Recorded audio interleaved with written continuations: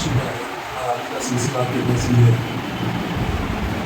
Government minority welfare department के तहत जियो number 20 इसमें उर्दू एकेडमी का एक मुस्लिम शादी खाना सेंक्शन हुआ था।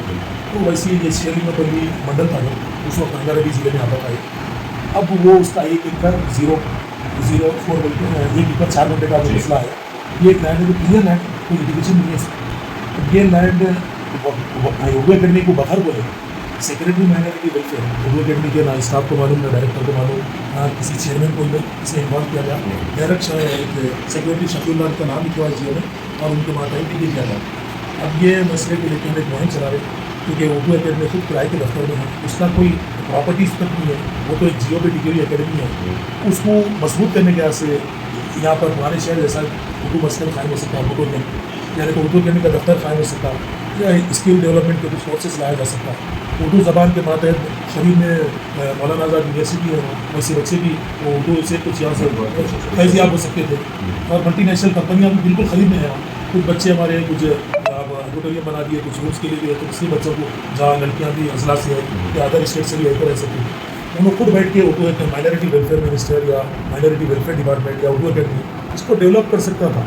अब वो एक ऐसी प्राइवेट कंपनी को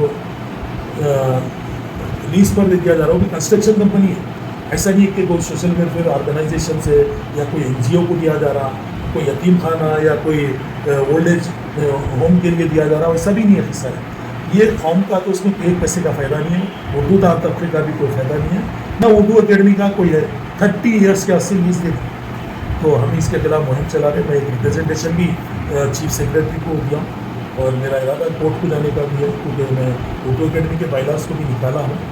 तो बस मैं ये चाहता था कि आप लोग हैदराबाद में इसके तौर पे तो भी आप बोल के काम को उठाइए, या नहीं तो हमारे साथ दे के मुहिम पे आप मुहिम का साथ दीजिए, जैसा भी आप जो भी मुनासिब होंगे। अगर मैं गलत हूँ तो मुझको कुछ नसीहत करिए, नहीं आप ये इसमें गलत जा रहे हैं, तो ऐसा मैं आपको गलत जाने की तो बात नहीं है। जो बात आप बोल रहे हैं वो बात अपनी जगह हक है। और ये तेलुगु देशम के पीरियड में चंद्रबाबू नायडू के पीरियड में अलाट हुई सी ज़मीन है। ये ज़मीन समझिए कि उर्दू कॉज के लिए अलाट हुई, ये कोई डेवलपमेंट देने या फिर पैसे खा के कंस्ट्रक्शन करके मल्टी स्टोरी बिल्डिंग बना के उससे आमदनी पैदा करने के लिए नहीं, आमदनी भी हो तो उर्दू कॉज के लिए हो। और ये ज़मीन वहाँ पर बहुत कुछ समझिए कि हो सकता है। तो ये जियो को बहरहाल हुकूमत कैंसिल करना चाहिए, इसमें कोई दो राय नहीं है। और जो किया गया है वो बिल्कुल गलत किया गया है। और बज़ाहिर ये हुकूमत तो उर्दू मुखालिफ हुकूमत ही नज़र आती है। सिर्फ ये एक मसला नहीं है, कभी कोई उर्दू बैनर नज़र नहीं आता, कभी कोई उर्दू बात नज़र नहीं आती।